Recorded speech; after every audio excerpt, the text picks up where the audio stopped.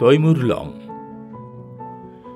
তৈমুরলংয়ের জন্ম মধ্য এশিয়ার সমরখন্দ থেকে প্রায় ৫০ মাইল দূরবর্তী কেশ নামক ছোট্ট শহরে ১৩৩৬ খ্রিস্টাব্দে। তিনি পিতার দিক থেকে চাগ তাই বংশোদ্ভূত এবং মাতার দিক থেকে চেঙ্গিস খানের বংশধর ছিলেন। পিতার মৃত্যুর পর ১২ বৎসর বয়সে তিনি দলপতি হন। তিনি ট্রান্স অক্সিয়ানার শাসক ছিলেন। প্রথম দিকে তার রাজ্যই আক্রমণের শিকার হয়েছিল। আক্রমণকারীদের সাথে সমঝোতা করেই তিনি রাজ্য পরিচালনা করেন। ১২৪৮ খ্রিস্টাব্দে জাঠদের খান সমরখন্দ ও দখল করে তদীয় পুত্র খোজা ইলিয়াস ওগলানকে শাসনকর্তা নিযুক্ত করেন। তৈমুর ওগলানের উপদেষ্টা ছিলেন। প্রধান দায়িত্ব পালন করতেন অমির বেগজিদ। ফলে তাদের মধ্যে কোন্দলের সূত্রপাত হয়।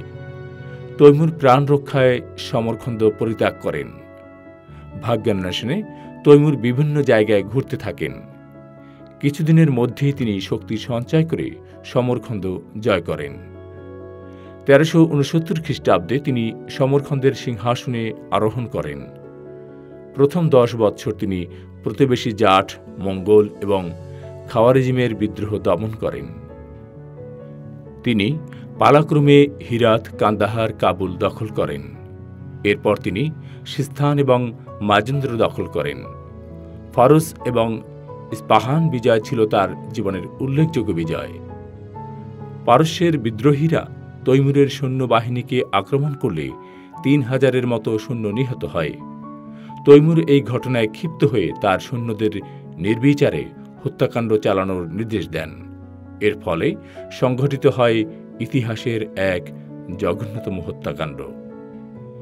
এই বিভীষিকাময় হত্যাকাণ্ডের ফলে মুজাফফরি বংশের অন্যান্য শাহজাদাগণ বিনা শর্তে তৈমুরের নিকট আত্মসমর্পণ করেন।